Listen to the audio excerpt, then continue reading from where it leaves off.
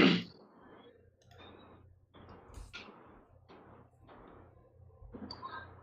everyone, welcome to the new episode of Curated Reality. Today we are very excited because we are doing something very different from what we have been doing so far in the last 9 episodes. Like for the first time, we are having a non-technical talk, and you're probably wondering, right? Like why a non-technical talk? Weren't we supposed to be a technical channel altogether? But then this is where we want to start getting more into what we as a channel and what we want to provide to our audience. So while we'll talk more about it during this, but then at least let me introduce today's guest for us, who has been taking out time from his busy schedule to come talk to us today. Hey Soham, welcome to the stream. Hi everyone. Hi Vedant. Hi Hi. Adan. Thank you for having me. And yeah, as always, we have Vedant as well. Hi. Cool. So, do we? So, just to give everybody a brief idea, right, as to what we are trying to talk about today is while we are so focused on the development aspect of things and building things, right, like we want to build it with the latest technology, latest framework, we want to use XYZ and things like that. While that is all great, right, it is still a very small part of the entire product life cycle in the whole, and it is just one phase of it, right? There are so many other things and aspects involved to building a product and like actually selling it or like putting it out to the audience, right?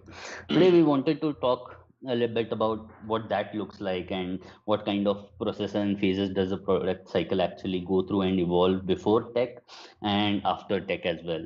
And the one other aspect that we will also try to focus on is basically, let's say I'm a very independent developer or a group of two people who is trying to start a small startup or an idea which I have, right? Like a lot of us have ideas but they never see the day of light, right? So the idea today is to give you a brief idea or overview as to what to expect when you're going into something like that. What all areas would you need to focus on before you even have a product to sell to people and things like that, like because it as a tech, I think a lot of developers seem to fail around the fact that everybody believes in that ideology, build it and people will come buy it for you, from you, and that is not how the real world actually works, right? You could have a great product, but then if you can't sell it or market yourself or the product to the audience, or if you don't have the right audience fit, then nobody is going to pay you money for that product, right? And that is majorly what we want to plan to cover today. So to start it off, right, let's it would be great, Soham, if you could give us an idea as to, in your experience, right, what has been how does a, like, let's say today I have an idea to build something out today, right? Very something imaginary. Let's example, like actually let's make it more interesting, right? Let's take an example that I am trying to build a clone of Airbnb. Let's say Airbnb does not exist in today's world, okay? And I came up with that brand new idea that, hey, you know what, I could create rent out my home and make money out of it, as a example. If we had to, if I have this idea and then I had to build it out and sell it as a product and a service, right? How would you start? What would you start to do first? Where would you focus, and what do you think we should be looking at? Right. So thanks Adan for having me on the show again. And just to give you a brief background of myself, so I probably that would help everybody get some context into Right. Right. why I'm talking about this. So I started off as an Android developer. Actually, before that, I was into network consulting, etc.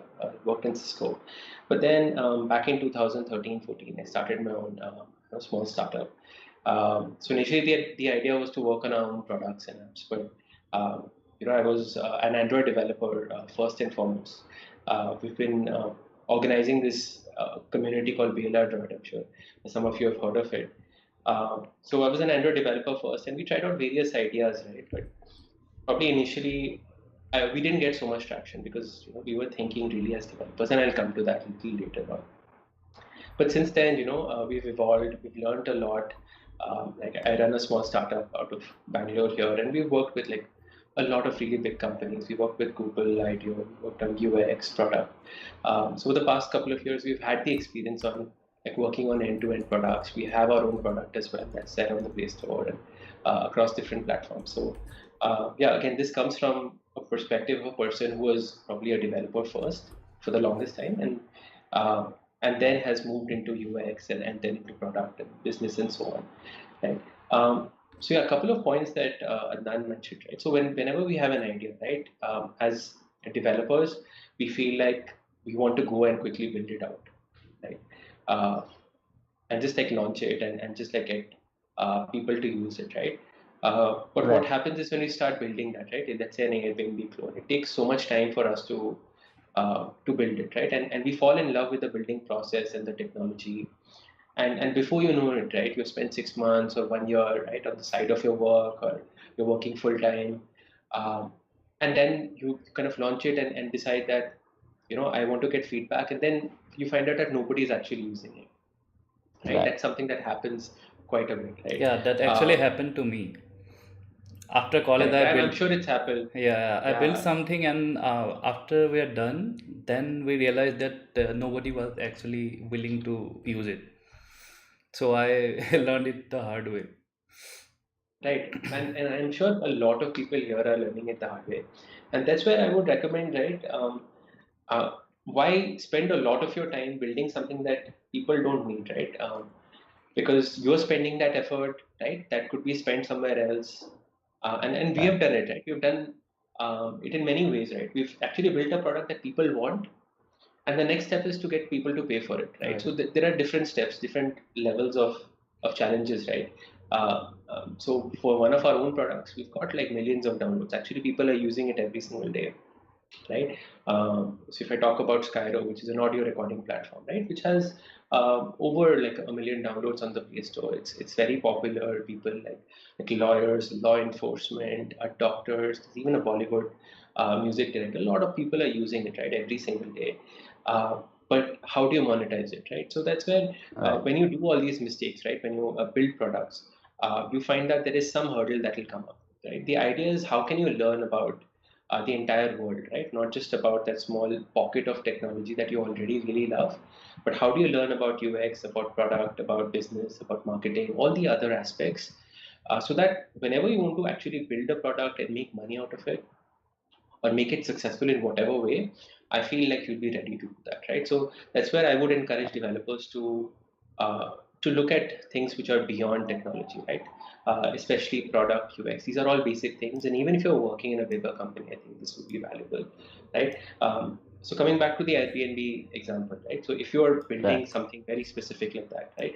Rather than building the product, right? The technology prototype, or MVP as you would call it, try to see how would you validate, try to first understand what the problem is, right? That's what I think most people struggle with. They go to the solution really quickly and not define the problem, right? It could be Right. as simple as you're facing a bug at work, right? So it's an Android related bug. You kind of quickly go to the solution without defining what the problem is, what is the root cause. The same for any idea, right? If you have an Airbnb clone, right? Ask who would be using it, right? Who is my user? It's very, very simple question. And what are their needs, right? So this user need concept is very good. It's very important to understand. And what are the unmet needs that are there in the market? These are some very simple frameworks that I could probably help with. It's an interesting book called Jobs to Be Done. Like a framework as well. It's a very popular framework in product, business, UX. But essentially, it tells you. So this is a very interesting example, right? So McDonald's wanted to sell more shakes, right? This is more than 10 years back, and they didn't know like how to sell more shakes. And you would think McDonald's has so many ideas, right? So much resources. They Right. tried to create more flavors, stuff like that, but they didn't know what the shake was doing for the person.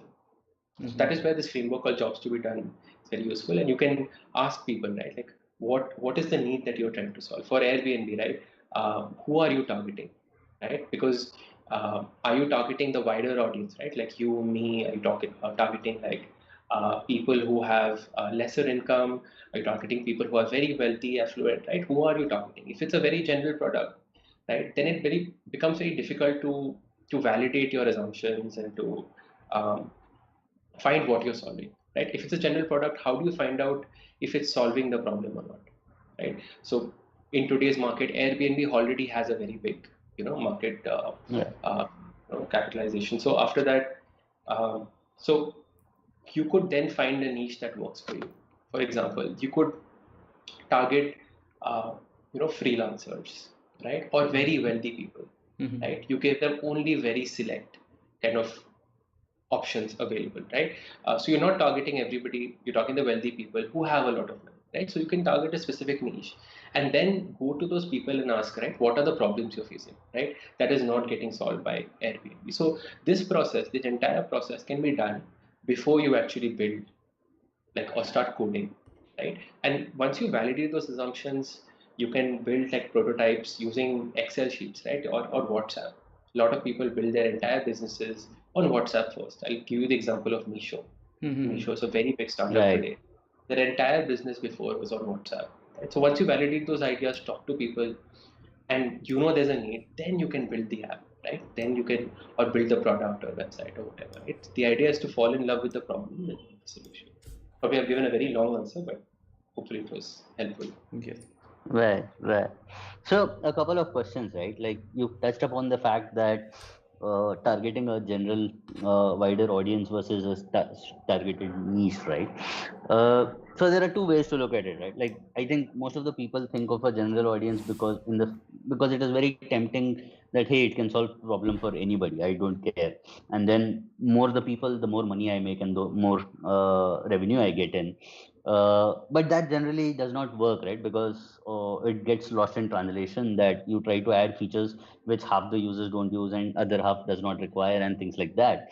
But then would you, in your view, would you recommend trying to define a niche first, or would you go broad audience first and then try to hone in on a niche, right? Because at times what happens is finding a niche also can be a tricky challenge, right? Because especially as you said, in a saturated market like today where Airbnb already captures a lot of things, like what is it, why would wealthy people, as an example, right, as a niche, uh, even talk to you? Because Airbnb is a bigger brand, like more wealth and more affluent people are going to trust more on a brand, right? And if, how would you decide between that factor? Like would you, even if you didn't do a general full audience type of a thing, would you do like specific niche, but then do multiple of them as well, like not just one niche but do two three target audiences? What are your thoughts around that? Yeah, yeah. So it's always, when you're building a new idea out, it's always tempting to go after a very big market, right? Right. But if you look at a lot of the successful startups, businesses, product people, they always go after a niche, right? And I'll give you a couple of examples, right? So today, if you're building a search engine, right, so it's very difficult to go after the search market, right? Because Google is so prevalent, so wide. But you'd be surprised, right? Like, let's talk about developers, right? Today, of course, you can find everything very easily on Google, right? But let's say if you want to build a search engine for developers, right? Mhm. Developers face so many problems. If I'm facing a certain kind of a bug or an issue or a code related problem, right? If you could build a search engine that doesn't do everything, but gives you a solution in a better way and Right. presents it in a better way, Right. right? So that's much better for that user, and there's more motivation for that person to use it, right? And because there are multiple advantages, you can solve the problem clearly, you can target the user very clearly, right? So that you're not building for everybody else, you're just building for that one user. You can get feedback really quickly and improve your product, right? So for all those reasons, I would definitely go for a specific niche, right? For Airbnb, I'll give you a lot of examples where this would actually work. So I know of a couple of other friends of mine who run different startups, which are for corporates, right? Which do the same thing as Airbnb, but for corporates, right? And Okay. that too for Right. very specific niche of corporate. So corporate, the B2B industry is very big. So if you could target a small niche of that, there is tremendous amount of opportunity, money, right? And business customers don't leave you, right? Today you might have COVID or something else, right? But once all of this is done, right, people will just go on a vacation, once in 6 months or once in a year. But for business travel, it's always happening, right? You're going to different places, right?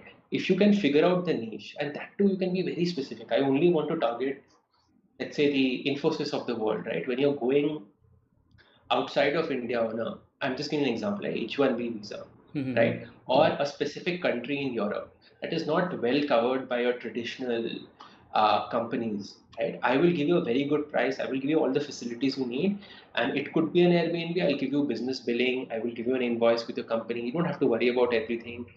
It's going to be completely cashless for the employee, right? So you can figure out who your users are and therefore build a product for them, and people will be willing to pay for that, right? If not Infosys or one company, right? You can pitch to 10 companies, Right. right? One Right. of them will not have the right facilities. So you're not Mm-hmm. hedging on a very wide audience and expecting everybody to use your product, right? You're being very specific and you're going to market it in the right way and get the right set of users, right? So yeah, I mean, there's a lot of different audiences, even wealthy individuals, right? They would love to get a customized like experience, Right. right? So how do you get them the really great apartments, all the experiences, maybe a personal assistant, right? Who kind of helps them throughout the entire journey, Mm-hmm. who can receive them at the airport. I don't know, right? So if you talk to the users, you will get their needs, and then the product will look completely different. It might not be even an open site, right, where there is no interaction except for like a phone call, right? Mm-hmm. And you kind of the experience could be completely different. It might not even be an app.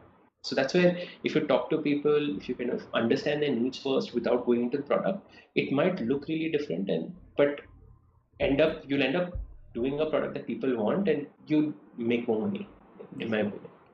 Yeah, so let's say we have defined our audience and we have done our initial basically POC over WhatsApp or phone. So what will be our next step? Right. um, so yeah, I would like speak to a lot of people, right? Mm-hmm. Define different groups of people Mm-hmm. and understand their needs, right? So this needs concept is very important. It's there in UX, it's there in product, it's there in business, all different terminologies. But we have to understand what does that person want, right? Let's say we are Mm-hmm. building for I don't know, Mukesh Ambani, Right. right? Like a Airbnb for Mukesh Ambani, Yeah. right? So many a times Right. you'll not be able to talk to that person, Mm-hmm. right? So figure out ways in which you can define that person or their needs Mm-hmm. without always being able to talk to that person, right? Or once you've done that, see if there's somebody in your circle like that who you can speak to. Very rarely would you be able to understand that person without getting a lot of information, right? Mm-hmm. After talking to the person, prioritize their needs, right? What do they really want? Do they really need the product that you were thinking about? So in this phase, Right. once you prioritize, many a times your product or the thing that you were thinking of might not be needed by that person, right? But in that needs of list of needs, right? When you prioritize, you'll find that they need something which you could actually build, Right. right? So finding out that prioritized list and figuring out are there enough groups of people, right, who will be willing to use this product, right? So without even going to the solution, right? Do a lot of people have that need? So, for example, they could have a need where they always need things on phone, right? I want to Mm-hmm. schedule my travel on phone. I want to, when I'm in the airport, check in, everything I need somebody to help me. I'm just giving an example, right? Are Right. there enough people in that group who need that, right? Mm-hmm. Talk to more people. If there is Right. enough need, figure out how you can solve it without using technology for the most part in the first few Mm-hmm. releases, right? So it could be using WhatsApp, could be using a phone. It could be where you're actually there with that person, Right. right? Solving their needs and being like a Right. personal assistant. So what is the lowest cost way to solve that problem and get feedback from that person, right? Mm-hmm. Or groups of people. Getting that feedback and seeing if you're actually solving that problem is the next big Okay. thing, essentially. Okay, so can you do it with persona creation maybe if the person is not accessible to you? Correct.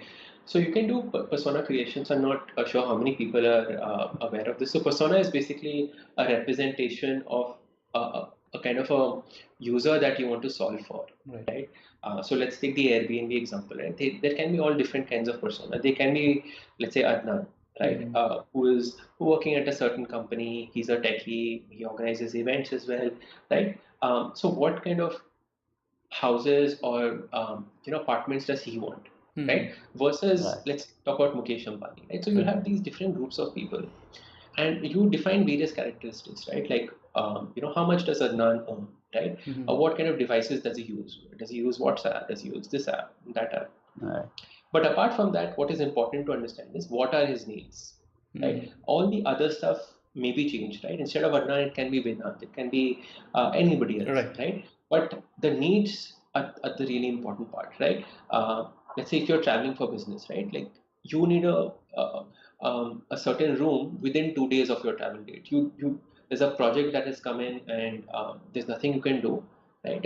And you're not Right. getting availability on Airbnb somewhere else, right? So personas help you define user needs very, very clearly and group them into different buckets, right? So even in the wealthy category, you might have 2 or 3 different personas, Right. different groups of people you want to target.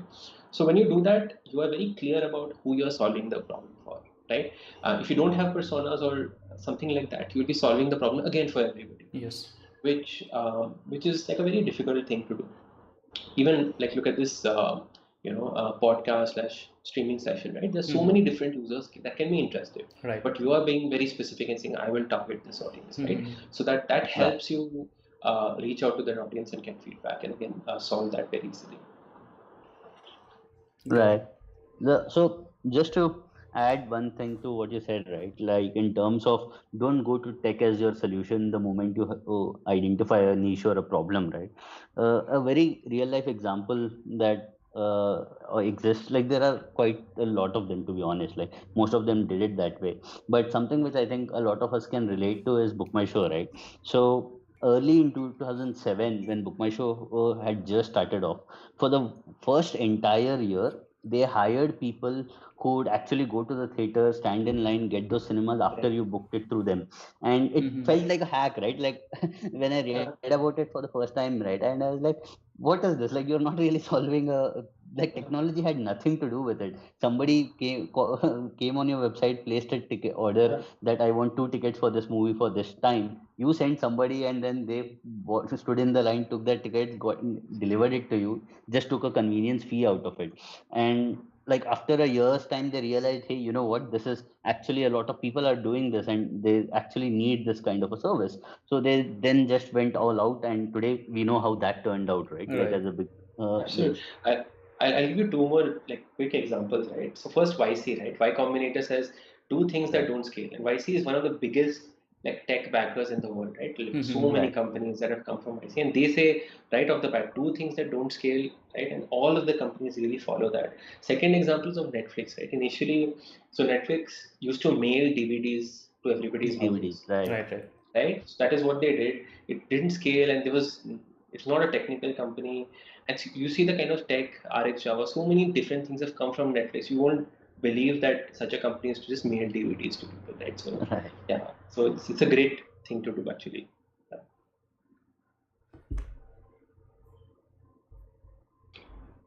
Okay.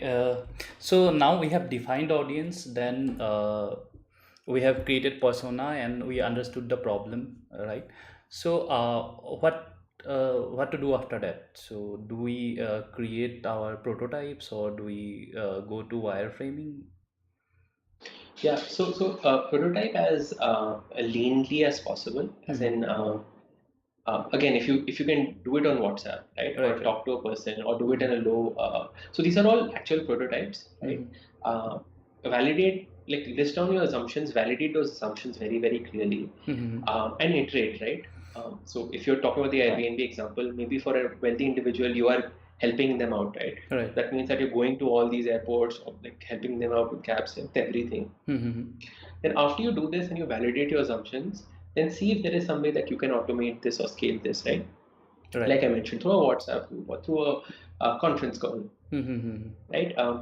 So we have done a lot of different of prototyping sessions. I've worked with IDEO, right? I've worked with Google. So all these different people have different ways of prototyping, right? So IDEO is a like, really big believer in prototyping by any means. So in some of their events, they have clay, right? They have wood. They have all kinds of different things that you can carve or you can create prototypes out of, right? So if you're building, let's say, a vacuum cleaner, like a smart vacuum cleaner, and you want to validate if the user understands how to take the dust out of this vacuum cleaner. Very simple. So Right. multiple things. It's a smart vacuum cleaner. It goes around, collects dust all over the room on its own. Right. Right? There are various things you want to validate. Can the user understand how it works, or Can the user actually extract the dust, or does it know how to recharge the batteries, whatever it is, right? Mm-hmm. So many times it's useful, for certain cases to build a physical prototype, right? Right. So in these kind of events that we do, there is clay, there is wood, and there are people experienced in those mediums who can help, create like a digital vacuum cleaner, right? Or like a physical vacuum cleaner where you can carve out a piece of wood, right? And they can help you carve out, where the dust will come out of. So Right. whatever you're trying to do, see if it, see how much you can prototype it. Right? It Mm-hmm. could be a physical like prototype like that.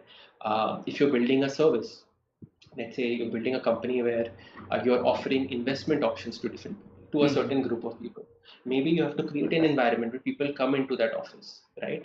And or you're in a bank, right, and you're offering an investment option, so you have to create like a bank environment, right? So that people come into the bank, ask the teller, right, you're giving them this loan, this investment option. So whatever it takes for you to validate that assumption, right, this person will take this loan or not, take this investment or not. Right. So many times, so Right. historically, we have built an app for helping bank tellers talk to other people about investment. So Mm-hmm. if you've gone to a bank, right, many times they'll ask you, right, you have so much money in your bank, could you like to invest it in mutual funds, Right. right? Uh, you might say yes, but the moment you reply to the person, they will not have an answer, right? Typically. So how Right. much interest will I get, right? They Right. will not have an answer.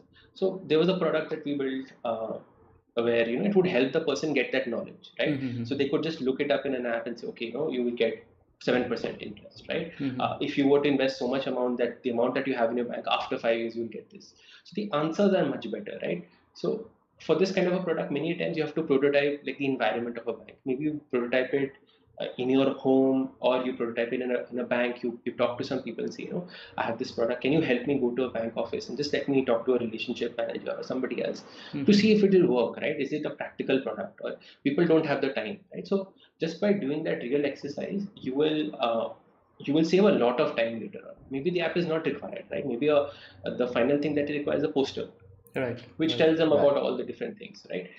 So prototyping, often iterating on the prototypes. First version might be like a digital prototype. Then you realize a poster is better. Prototype that. Prototype as much as possible till you're very clear about what you're supposed to build, right? And that the user actually appreciates it, and there is some very clear output that they are getting, right? Once you're clear about that, then you can go into even higher fidelity prototypes, Mm-hmm. right? Then you can go like for a digital product, right? Like an app or something. You can use, there are lots of tools today, right? Right. Right. And look at Sketch. Based on the comfort level that you have, look Mm-hmm. at Sketch and look at uh, Figma, right? All these are very, very useful, and you can just show it on a screen, right? You don't have to even export it or do anything else. And there are interactive prototypes. If you get a designer on board, you can click through, right? So many times we have built a complete app, right? Where there is no piece of code and you can click through it, see investment options, right? Mm-hmm. Right. And do that. And yeah, we've kind of gone to users. In some cases, people have gone to slums of Dharavi, right? So Right. where you can't even enter state, just to get feedback, right, and see where are the users actually going to use the product. So Mm-hmm. it's very important to get that feedback, prototype very often, until you're satisfied that this is solving the problem. And all this process might take months, Right. right? But you're Right. saving on years of coding and other stuff. Mm-hmm. The output of this phase probably would be like a specification, right, or like a final product that you are ready to build and actually launch later on. Okay. Uh, Right. okay. So So when we talk about higher fidelity designs, right? So there are lots of things we need to keep in mind. For example, maybe a color scheme, typography, or accessibility. So how do you approach that? Correct. That's a good question, right? So typically, we don't do higher fidelity prototypes early on. Mm-hmm. Um, we typically stick to lower fidelity prototypes to validate our assumptions, right? Is this Right. product right for this kind of an Airbnb user or whatever, right? Mm-hmm. right. So once you're very confident of the all the journeys, all the flows, right? It's only then that you go to the higher fidelity, Right. right? Um, where we are kind of testing interactions, right? Mm-hmm. Testing So the things that we're trying to validate are completely different. Right. Right. So you mentioned accessibility, right? So Mhm. accessibility is super important. So for understanding how users interact with a certain prototype, right? There are lots of things you can do. There are you can do user research, you can do usability testing to see if you have a certain screen, right? How are people behaving with it, right? Mhm. You can observe what they are doing, and we have done it at all different levels, right? So once we have a high fidelity prototype, we have gone to malls, right? So Right. if our product is very general, Mhm. so gone to a mall and ask people, right? Like, we're building this product. We think it will be useful for you. Can you please test this out? Like, can you complete this objective? Just spend 5 minutes with us, and we'll give you like a chocolate or something, Right. right? Right. And you'll be surprised, right? This is called cafe research, guerrilla research. Lots of term for this, but Mhm. essentially, it's a very low way, like within 100 rupees, right? We've done so much research where we've given like a perk for 5 rupees, and we've asked people, and people, you'd be surprised, right? People are very willing to help, right? If Mhm. they're just spending, time in a mall, just roaming around or waiting outside, they would rather help you out, right? Even without a reward, they'll be very happy to help you, give feedback. And there's so much you can learn from one day at or half a day, right? In such Right. an environment, you can find all the issues with the prototype. And again, over here, you're not testing the core concepts. Hopefully you've already validated Right. those. You're testing the Right. interaction, the Mhm. journeys. Is it a like? Can we do it in a better way, right? So if we take the example for Book My Show, Mhm. maybe people are very interested in movies and not some other things. So maybe you had created a screen where you could select movies, plays, and a lot of other things initially, but you are finding people are really interested in movies. So maybe I should redesign it in a certain way, right? So those kind of things you can validate a little better. So colors are, I would say, not that important initially. Mhm. Uh, it's more again a little different perspective. You have to talk about the brand. You have to talk about what the brand represents, right? Mhm. Different Right. colors, mean different things. So that's a slightly different perspective, and probably later on you can look at different color schemes and get feedback from users. But many times users don't care a lot about colors, Mhm. but that's again very different. So in rural India, we've done a lot of user research where people want bright colors, right? Because otherwise they feel this app is very bland and boring. So whereas in urban India, people prefer muted colors like Instagram and so on. Right? Mhm. That's also very subjective. So how do you define the brand in the constraints that you have? Right. Right.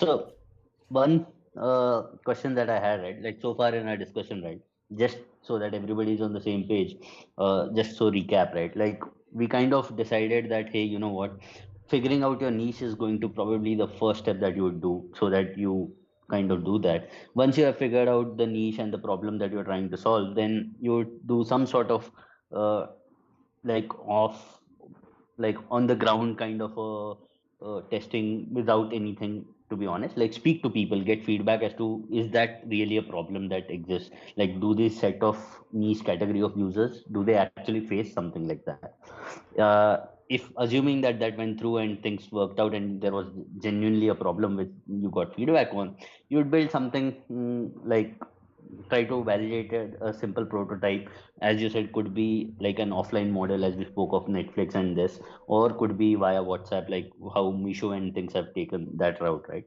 And post that validation is when you should start thinking about how to put the product together. Like you would now have a clear set of defined problems and use cases, and these could be very different from what you had started off with. Like in the beginning when you had the idea, you might have tried to solve like 10 different things, and now after all of these phases you could have just come to a point wherein, hey, you know what, this is the only problem that everybody faces, and if I solve this, then it is more than enough, right? And that is where we are at, right? So let's assume that we kind of figured out all of these things, we have enough validation that we want to start building, and there is a need for it, right?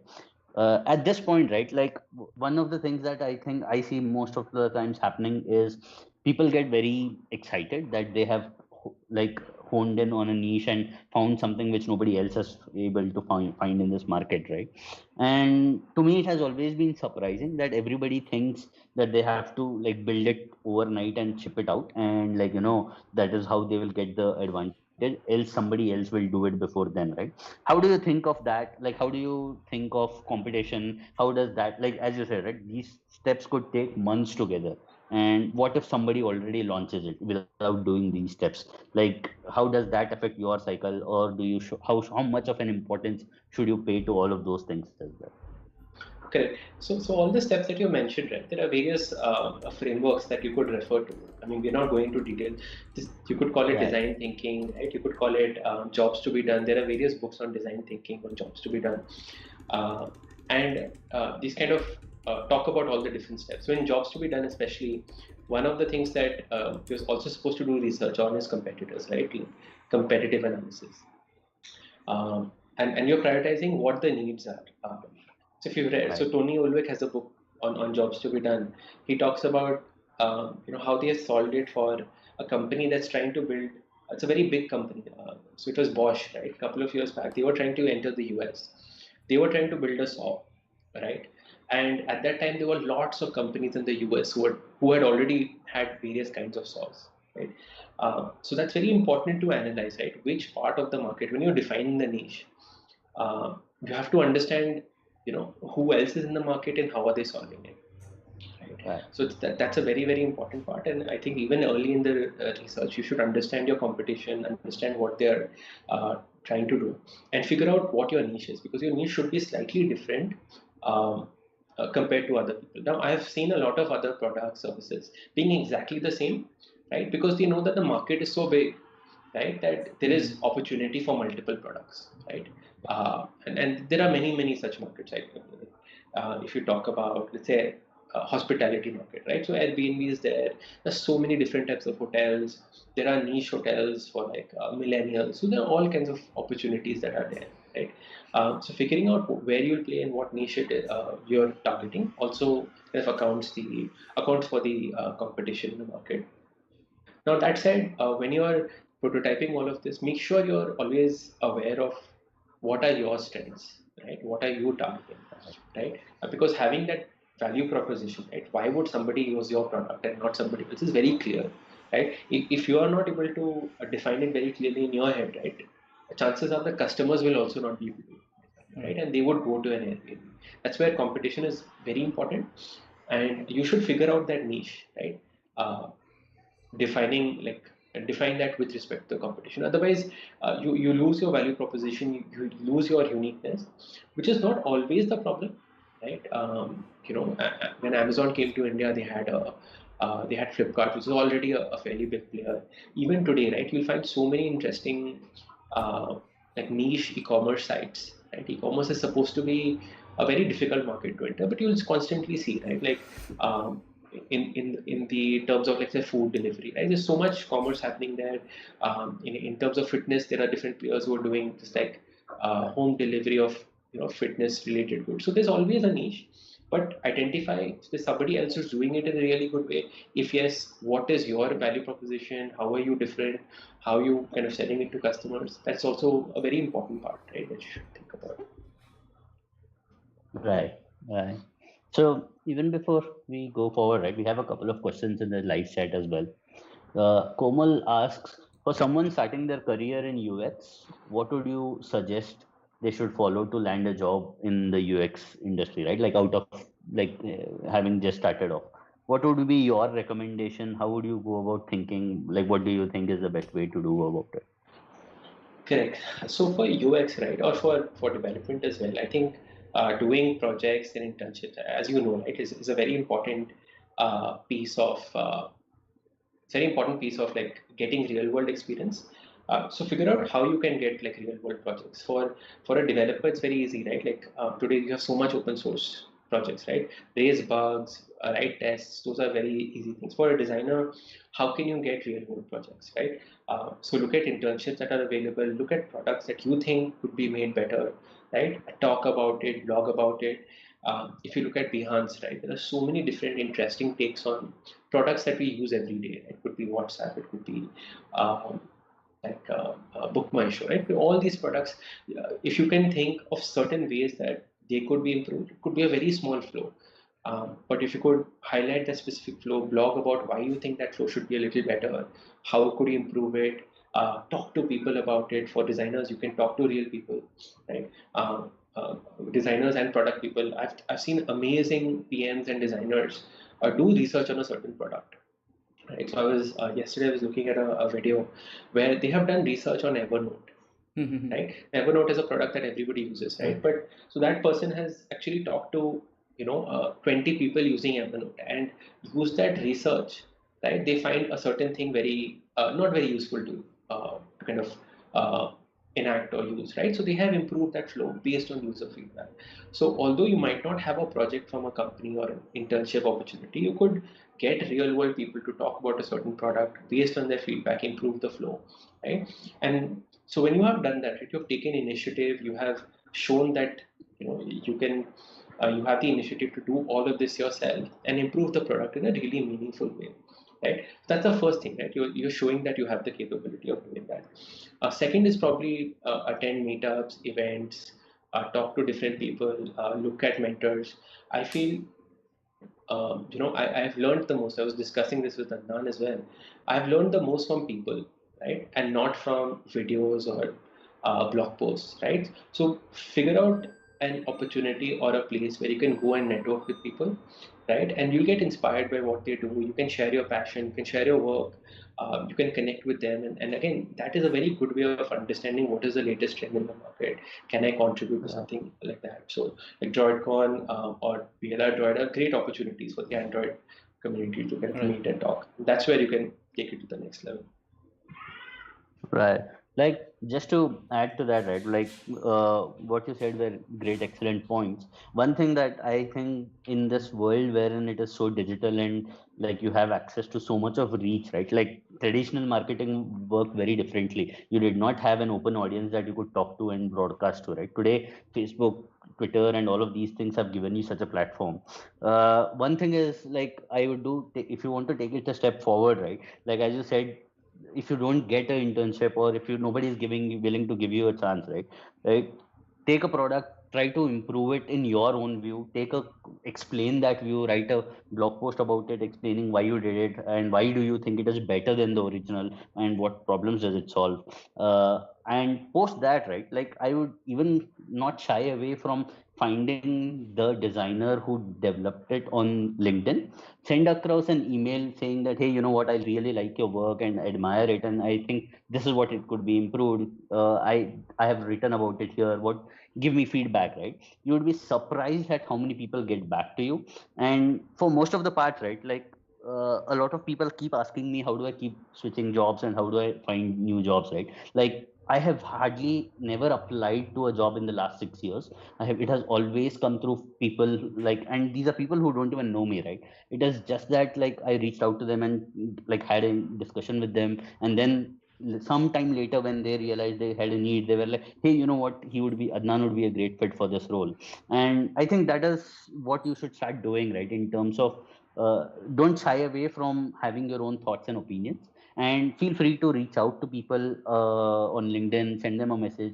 What's the worst that can happen, right? They will ignore it. That is all that is going to happen. But at least you would not live with the regret that you never didn't even try doing it, right? Like to be honest, like for my book my show, right, in 2015 when I joined, like at that point it was like to a great extent it was like I was proud of what book my show used to do as a company, as an Indian company, right? Being profitable, being bootstrapped from scratch, right? That was one of the reasons why I always wanted to work at book my show, like way before I even joined book my show, right? Like I have always admired that company because of the fact of simple things, right?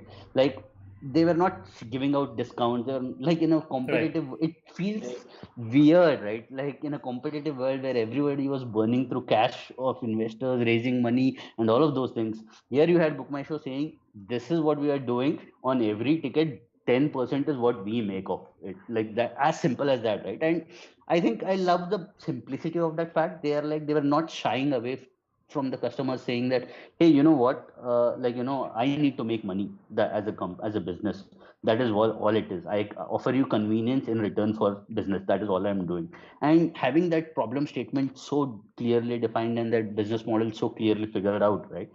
They have never had a need to for an external investment, or never had to. So after having worked there, right, the CEO and knowing them personally, the CEO is of that opinion, right, that why would I dilute my equity when I know there is a easier way to make money for me? Like, my business model works perfectly fine, and I'm genuine. If there is a genuine need, right? Like today, I don't think I can imagine going back to standing in queue for a basically for a ticket, right? Like there is no way that is happening. So this was very simple, right? There is always going to be set of people who don't want to give us the convenience, and for them that market exists wherein they can go stand in the line and get that ticket. But 90% of the people are going to prefer convenience over this, right? And that is all what we want to do, right? So yeah, I think that is a great way to get started in UX.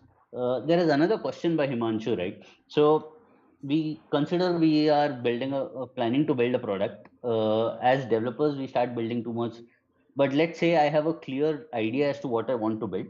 How do you like judge how if the UX is good enough? Like how do you come to consensus? How do you, as a developer, know that this UX is decent or good? Right. Um, so what I would do is, right, if you know what the user wants to do, right, if there is a very clear task, for example, let's take the example of Book My Show. They want to book a ticket, right? That is the core job that they want to get done using Book My Show, right? So you can track it very, if you already have the product, or if you're doing like a kind of physical, like a hacky kind of prototype, right, Mhm. where you're Right. actually asking people, you're in front of a mall and you say, okay, I want to book the ticket. You will go and run and book the ticket for them and come back, right? So you can do all kinds of hacky stuff. So what you would measure is, if it's a digital thing, you would measure in different way. If it's a physical prototype, you measure in different way. But essentially, see, there are lots of metrics you can track, right? So how much time does it take for that person to complete that journey, right? What is their satisfaction rate, right? What is the amount of times they'll return to that specific flow? So there are Right. lots of things that you can track, and you can define those KPIs, goals, metrics, whatever you want to call, right? And set a threshold. You can benchmark yourself against competition. So it's a booking service like this. There's a lot of data available which says, if a person is booking, it should be in this amount of time, or so many people should be happy, right? This is the satisfaction rate, or this is the return rate, or this is the retention rate. If they are coming back every month to book at least one ticket, so many percentage people are coming back, then you're in a good place. So see, track those metrics, benchmark yourself against the competition, or set a goal for yourself, and then I think the important thing is measurement. Unless you measure, you feel like you're doing really good, because one customer is like taking 10 minutes to book a ticket, Right. right? But once you measure, right, you'll see where you are with respect to competition, see if you're actually making progress or not. Right. Right. Like, uh, so to that end, right, like what Himanshu asked, right? One thing I would like to point out is UX is a very ongoing process, right? It is not like you do it once and hey, you know what, we have achieved Yeah. UX, the great thing.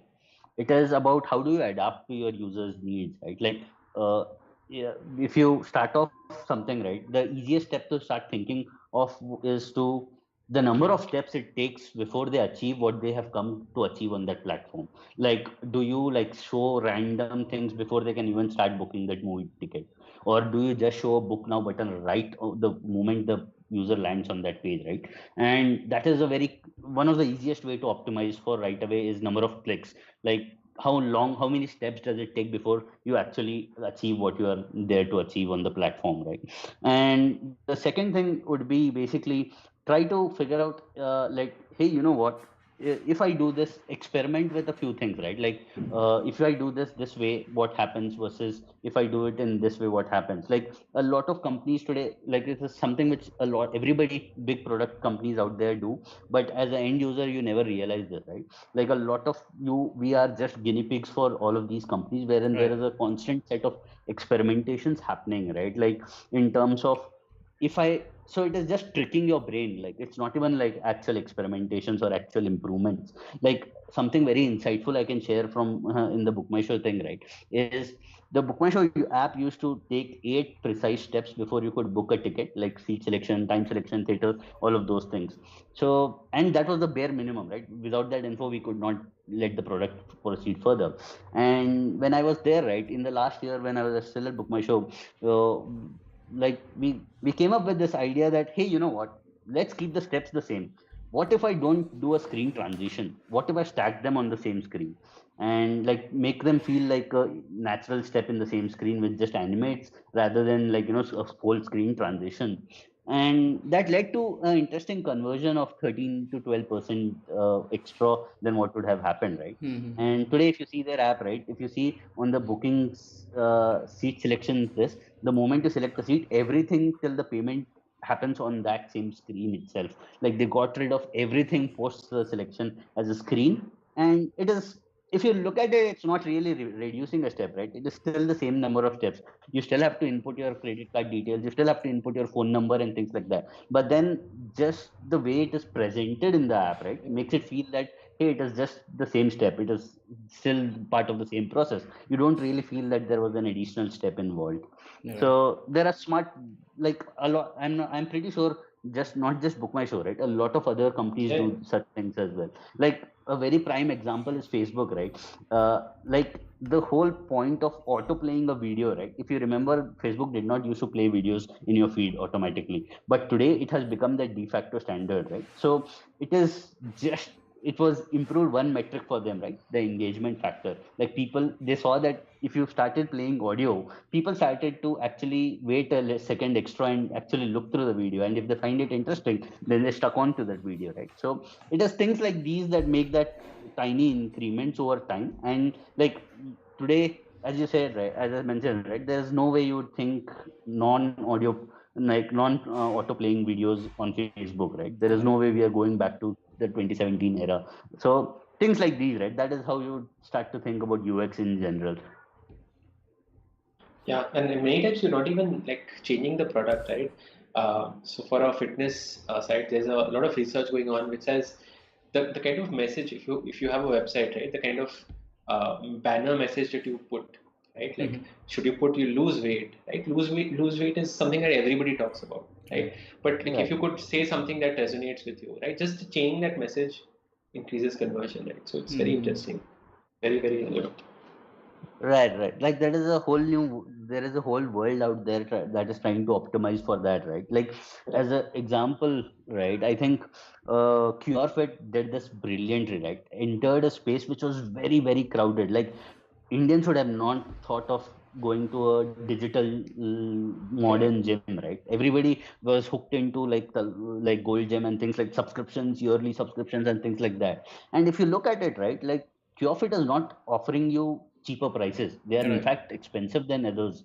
But then the amount of return they have been, like the amount of this they have got generated, right? It's because that ease of convenience, right? It is about creating that personalization around you. They make you feel all like, hey, you know what, you are personal and we value you as a customer, right? Because you can schedule your slot, then things like that, right? And this is the first time anybody was doing it in the market, and all of a sudden people were like, hey, yeah, this is what I want. Like I want to schedule my workouts. I want to be able to say that I will work on boxing today. And Right. that just that this, right, created and segmented it today to the point wherein had it not been COVID, I was pretty sure that, like, traditional gyms would have a hard time like staying up with them, right? Right, right, exactly. It's very valid. Cool. So I think one other aspect which we have not spoken of so far is, right, you have everything, you build a product, all of that is fine, right? Like we are building a product, we have decided that, hey, this is what it looks like and what it feels like. How do you think of monetization and business models, right? Like how does the whole monetization piece come into picture? And like, so there are multiple models and everybody has different ways of doing it, right? Like there is freemium, there is free but with ads, and all of those mix and match. how do you figure out what is the best for you? How do you like, how do you even start thinking about those things, right? Because the biggest challenge as a developer is, how do I monetize this, right? Like, it is very easy to say, hey, you know what, I would pay for that. But then, Right. just because you would does not mean somebody else would, right? Because money means different to everybody in terms of what they are willing to spend on a particular solution to a problem they have, right? Right, so it's a very, very important part, right? As developers, I think, see, even UX, we work with designers sometimes, so at least we have some kind of interactions with UX, maybe with the product team. But as far as money is concerned, right, we're almost completely disconnected. So I've Mm-hmm. seen developers being disconnected at different levels. First, if you're a freelance developer designer, people find it very difficult to charge money, right? Like, if I'm providing this service, how will people pay for it, right? And it's like this black hole that people are not aware of. So that's something that I would definitely encourage people to experiment more, do some side projects so that they can understand how a lot of this market and asking for money, all these things work out, right? Because you will realize that people are willing to pay for stuff, right? Could be a different product, could be a service. So that exposure is very, very important, right? And a lot of it comes from experience, right? Once you have launched your first product and you've understood what the market is, so then you, for the next product, you'll kind of become better at that. But one of the best ways to validate if your idea, service, product is working is to ask people for money, Mm-hmm. right? It's the most honest, brutal questions that you can ask. If you Right. build a really amazing product and people are not willing to pay, right? Chances are that you've not really, understood the user needs, or it doesn't solve it properly, or it's not important enough. Lots of reasons why that could happen, right? It's the best ways to validate the value proposition or to understand product market fit, right? And how much are they willing to pay? So as a developer, first thing I would definitely recommend, whatever you're building, try to get people to pay for it. The second time, when you're building something, definitely look at payments or whatever, right, from the beginning. It could be a blog post, it could be like a podcast, it could be like like a streaming session like this. It's very important to look at monetization. How can you get sponsors, or how can you get people to pay, right? If people, so a lot of people I know who have podcasts, right? It's very difficult to kind of monetize it, right? So you have to think upfront. If you're building a new podcast, how will you get sponsors, right? Who are the right sponsors? How will I reach out to them? So whatever product or service, if you can think of this, right, really early on, how do you monetize? It will solve a lot of your problems later on. As developers, we think of this very, very later on, right? Because we love technology, we have spent 6 months building this Right. out. We forget that there is something else also. We have to pay our bills, we have to be motivated. It's exciting in the beginning, in the first month where you're just starting something, right? But how do you sustain a business, right? 6 months, 1 year, 2 years down the line. If Right. you've not thought of that, you will be burnt out and feel like, okay, this product is not working, right? So think of monetization very early on. There are lots of ways of monetization. Very difficult for me to generalize, Right. Right. but think about it, right? So ads is not a monetization. Yes. Just like showing ads is not a real Right. monetization. You're just like hoping things would work. And truth is, unless you get like a million downloads or 10 lakh downloads plus, right, a million plus, it's very difficult to monetize unless you have a very specific niche and you are aware of it. So think about how you would monetize. Is it like sponsorship a better ways? Is like a targeted campaign a better way? Or will I charge people directly, right? If Right. even if you're charging 50 rupees, 100 rupees for a certain podcast, service, app, it's very, very difficult. It's far more difficult than like making it a free product and finding it another way, right? But you don't need so many people to pay you 50 rupees or 100 rupees to Right. actually make a good amount of money, right? So Right. it's always a trade-off. Think about that. Who would pay, right? Again, in the Airbnb example, if you're looking at the wide audience, very difficult to understand why would they pay or how you would make money, right? What are the margins you would make of a certain role? But if you look at the wealthy individuals, they have money. And if Right. you're Right. providing the service, if you add like a 10-20% marginal cost, they will pay for it, right? So again, focusing on that niche, understanding your user needs is very critical, right? And again, like monetization is also a piece that you should tie into that. And probably that will be very difficult for the first product that you build. The second product, because you've not monetized the first product efficiently, the second product, hopefully you'll be more mindful about how you solve it. Right. Right. Like, On the same thing, right? One of the things I think is which is very powerful and people don't seem to realize, right? Even I, for the longest time, ignored it as one of the things, right? But then when it hit me, right, and I have never looked back at things, right? You don't need 100 million people to start paying for you. All you need is like decide what is your base amount that you need to make every month from this product, and into how many customers can you fairly expect to get, right? Like, let's say you all your end goal is to make like a lakh rupees per month out of this product, right? You'll be surprised, then it becomes pure math, right? Like you can have 1,000 customers paying 100 rupees, or you could have 100 customers paying 1,000 rupees. So based on where you are, right, in terms of value proposition, like how much value do you think, would you pay something like 1,000 rupees for the product you're selling? Like, would you, like in today's world, right? If I say that I'm building this great app, it is very nice, there is no way anybody is going to pay you 1,000 rupees per month for an app, like no matter, even if it solves a literal problem, right? Because that is the world we live in, right? Because bigger companies like Google and Facebook have made everything free, and like, you have given, you live in that bubble that, hey, you know what, all of this is for my sake. But then they make money in a different way altogether, right? And with all of those things. So I think one of the biggest factors for me was to understand that defining that fixed value, what you need every month, is the most critical starting point for me. Like, hey, you know what, this is what I think is a fair amount to be asking. This is what I need to make every month out of it, in terms of, so that it keeps my bills running and it keeps me motivated enough to continue doing what I'm doing. And with that, you start getting the numbers, right? How many customers you need to pay. And that is all you should care about. Like the moment you hit that number, you should stop caring about anything else. Like, I'm not saying don't grow your business, of course grow, but then it is at that tipping point, right, wherein you don't really need to put in more efforts. It is now and on an automated mode, right? Like it can keep running forever without you having to invest. And I think this is where the whole SaaS platform trends has been growing so widely in the last 2 years, right? Like we have seen so many SaaS startups. Like all of a sudden, all of this has become so well because everybody has started to realize they just need 100 paying customers at, like, even let's say like a $500, $5 per customer per month. That is $500 per month, right? Like, and it is for a side project, if you start doing that, right, then it is a very profitable business without you having to put investing time in this, right?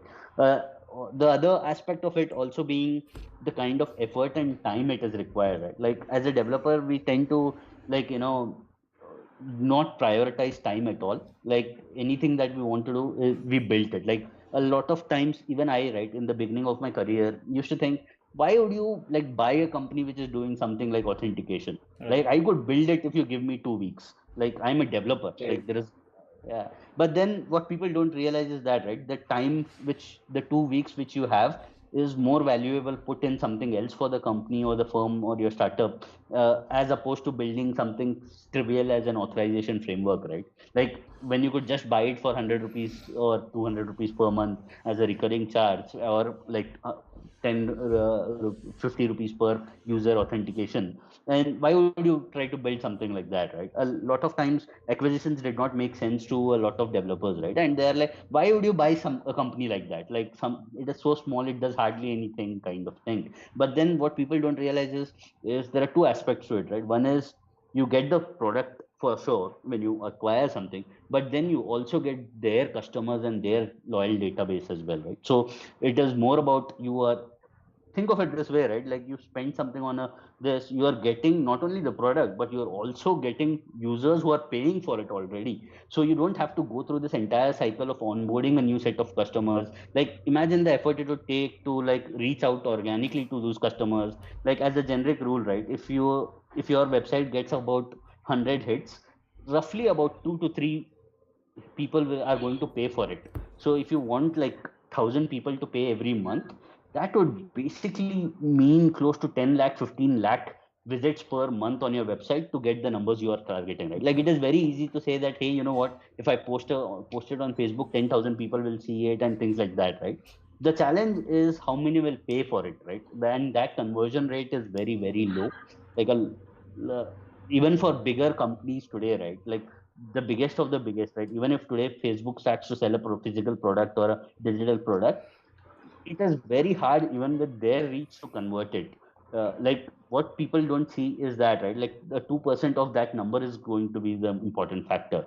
Why audience is more important is that, right, because today Facebook, let's say you are a very popular social media platform, and like TikTok is a prime example of this, right? Like it went viral, and all of a sudden all the influencers started making so much money, right? Because they don't need to put in so much effort. All they need is, of all the 10 millions audience, 1% conversion rate, and if 1% of their audience buys it, then they're settled for it. Like that is all there, and that is how the unit economics works for those models, right? Like Instagram influencers and all of these things.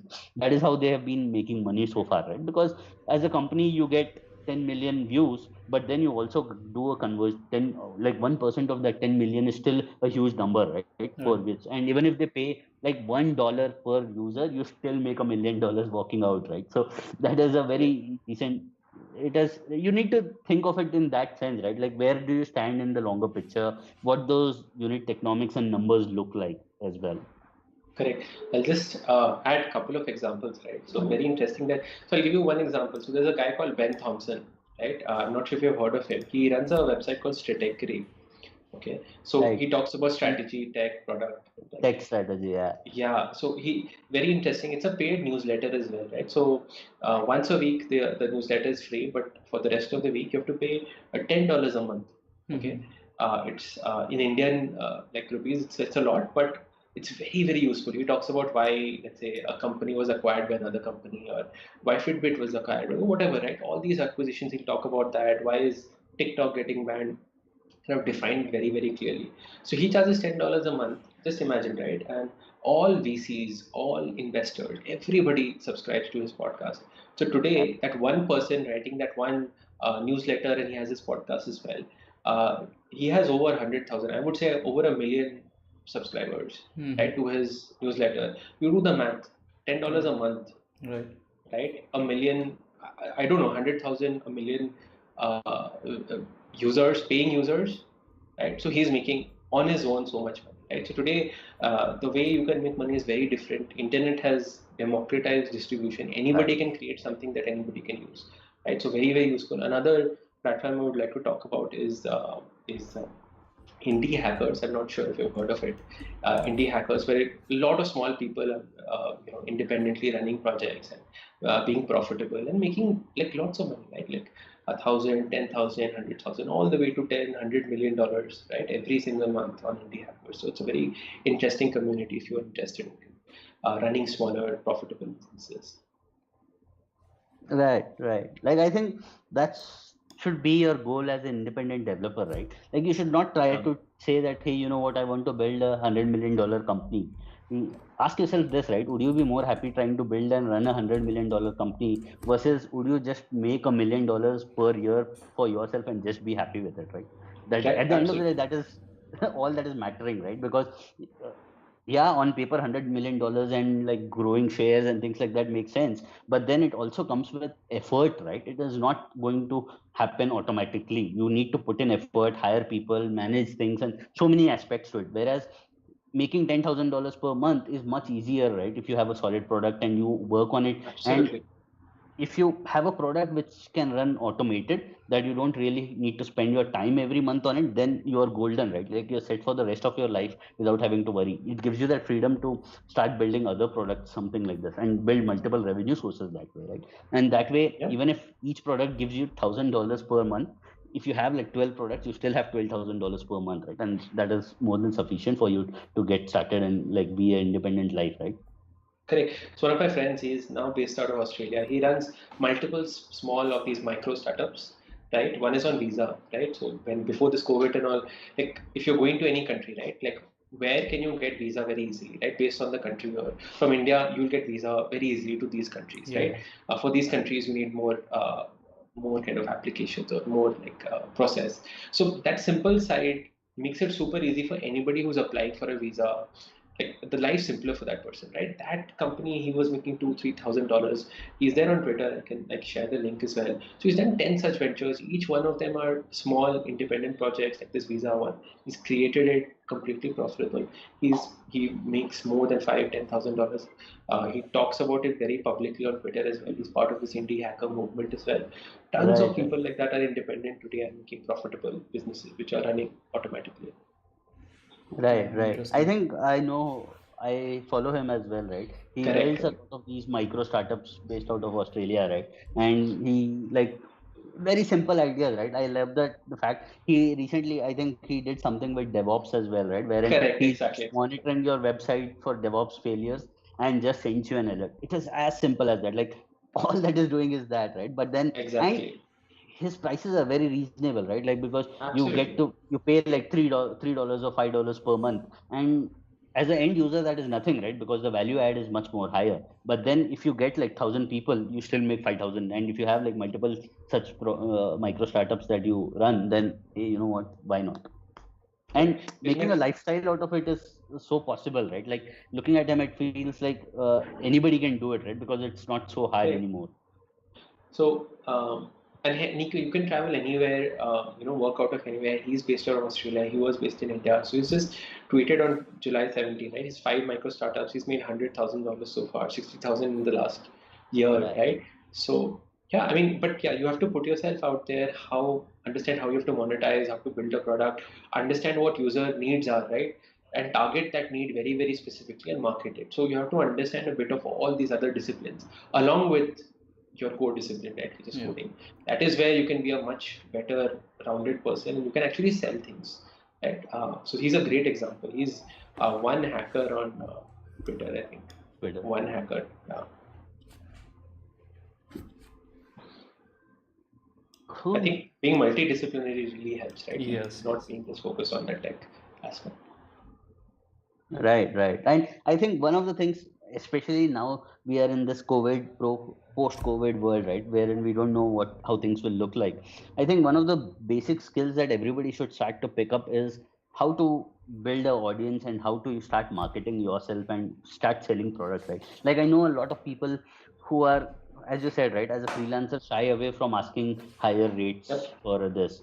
A lot of people like forget freelancers, right? A lot of 90% of India's like job taking Yep. audience also, right, does not negotiate salaries. Like how do I ask for such a rise and how do I ask for such a this? And I'm surprised at that, right? Because Yeah. you work to get that, right? It's not. Exactly. And I think it is one of the things that is ingrained in us as a culture over ages, right? That Yeah. hey, you know what, it is very you feel guilty and embarrassment about asking so much money for something you are doing and things like that. But then what people don't see is that, right, like your work is bringing in much more revenue to the company than what you are getting paid for. Like what you are getting paid for is nothing in terms of the company making, right? And that is how the company is being able to run. Correct, correct. That's where, I would definitely recommend people to go outside and do some freelancing work, advise people. I don't know, whatever your skill is, just being open about that. You'll see, if you're in the industry long enough, maybe 6 months or 1 year down the line, you'll see how much budget companies have. You'll be surprised, Right. right? Like a 10, 20, 30% company, right? You see the amount of budget they have and how much they are investing in different things, and that's when you'll realize, oh my god, like there's so much money to be made. I could ask for a better salary, I could ask for better incentives, I could do something else, and that's when you see the opportunity. And that's why people who've seen the opportunity want to do all these interesting things and not get stuck to one small piece of the pie. Exactly right. And like it is not so uncommon to hear stories like brands doing redesign through a third party agency and paying like 12 Absolutely. crores, 13 crores just to Yeah, yeah, change their logos and colors, Yeah. right? And yeah. there is a fine balance there, right? Like I'm not saying that changing logos and colors is easy. It is like a very hard aspect, especially as a developer. I get that there is a very serious challenge there, but then it is not also to the point wherein 12 crores is justifying to some extent, right? It is about how you position yourself and what value Correct. you bring to the table, right? Like the same agency could have said Yep. that I'll do it in 6 crores, But then somebody was able to smart enough and said that I think I will spend more time here and I have to do so, like maybe you would do these things anyways, but Right. then you don't tell it to the customer, right? The whole point is, hey, you know what, for you this to happen I need to do user research, I need to employ so many people, so much hours of work, and that is why this is going to look at this kind of figure. And the moment you do that, it is easier to ask for money, right? Because you Yeah, are justifying it with an actual quantifiable value. Whereas a lot of people who on the other end who I know are bad at asking money, right, they take that approach that they still do the same set of things, they still do user research and things like that, but just that they don't explicitly call it out and say make it part of their pricing strategy. Everybody is like, yeah, this is the final deliverable. But then lot of the smartest people that I've seen that make money is they basically structure it in a way in terms of benefits, like, hey, you know what, this is yeah, what it is. If you want me to do user research, this will yeah. take so much extra time, so much extra money, but then you will get this benefit out of it. Ex- And the moment you start selling the benefits, right, don't start sell the product, right, yeah, don't sell what the product is. Like, selling a website is not the end goal. Your end goal in selling should be, this is the benefit you will get out of yeah, it if you give me this much money. And that is what the customer is going to care about, right? Because it yeah, plays to their mindset, hey, you know what, I actually want the user research. Maybe you would have done it for free, but then just because you told that, yeah. hey, this is an optional add-on, you are making extra money in that this as well, right? Correct, correct. So when you talk about benefits, right, and you're thinking for the client or the customer, right? See, money often, right, goes out of the door, right? You're Right. selling, like, what is the benefit you, and see, if you're selling that dream, if you know who your users are, people will often not worry about the price. Price becomes a second benefit, especially in corporate, right? I mean, even if you look at freelancing and developers, right? I've seen so many developers who are really good being afraid to charge an hourly rate, Yeah. right? Right. And even a small hourly rate, like, what, $20, $30. I've seen developers charging 100, plus dollars in India, right? And whereas good developers are afraid to charge per hour. Oh, I'm charging 2,000, 3,000 rupees an hour. And how will they ever pay me?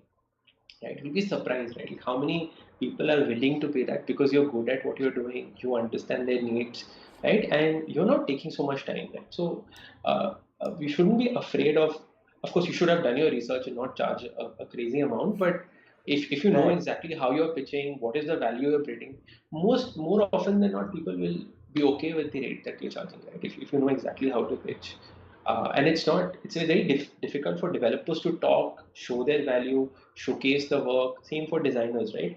And say, okay, I am worth this much, right? Right. Uh, and that's what I see people like really being afraid of pitching that amount. Right? How can I charge like 3, 4, 5, 10,000, 20,000 rupees an hour? Like, that's crazy, right? But once you're in the industry, you see people charging that every single day. Then you realize, okay, I guess I could do that, right?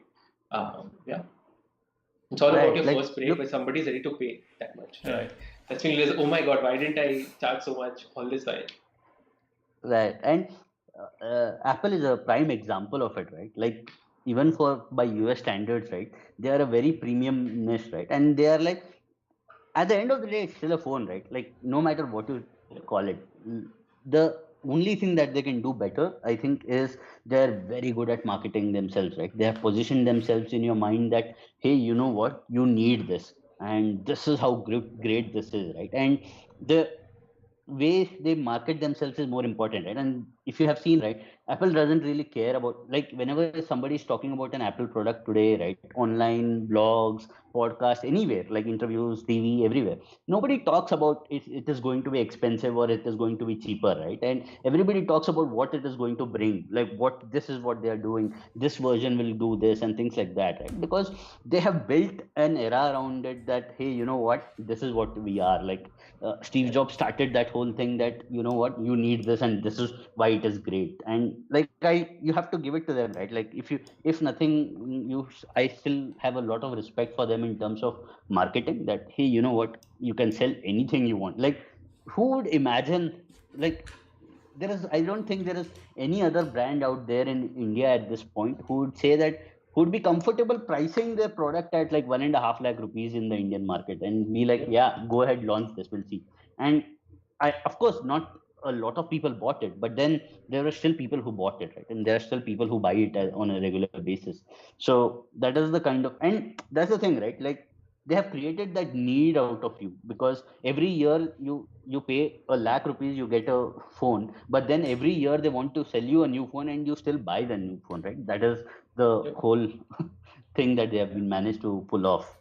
And Apple has something at all price ranges right now, so they are very good at pricing Right. Yeah. and understanding the users and even developers, right? So when you're pricing yourself, I feel like just being a developer is not good enough. Understanding customer problems, not just like if you're, let's say, freelancing at Book My Show, right? It's not just about understanding Book My Show's users, right? Understanding who is hiring you, right? What Right. their needs are. Why have they hired you versus hiring a full-time person, right? All these things are very, very important. Understanding what their needs are, what their managers or CEOs needs are. This understanding all these things are very important. And that's where you need to be more than a developer, right? Understanding all these different aspects, because there's so much opportunity. Very few developers, designers actually understand what's going on in the company and the needs of the company and the product or whatever. So if you're Right. able to capitalize, it's again a niche, right? Very few people or developers get that. So the moment you are in that niche, you can ask for a lot more, right? So it's just a question of uh, understanding there is this thing, right, where you can focus on who this person is hiring and why are they hiring this person, etc. Right. Yeah. Cool. Cool. I So think, Adnan, I yeah. think we have already reached our time limit. Uh, Never get to know, how much time yeah. passes when you're talking. Yeah. Yeah. Thanks, Soham, for joining this stream. And folks, if you have any questions, just post it on our Discord channel. We will try to answer those. Thank you. Thank you. Thank you. Bye, everybody. Bye.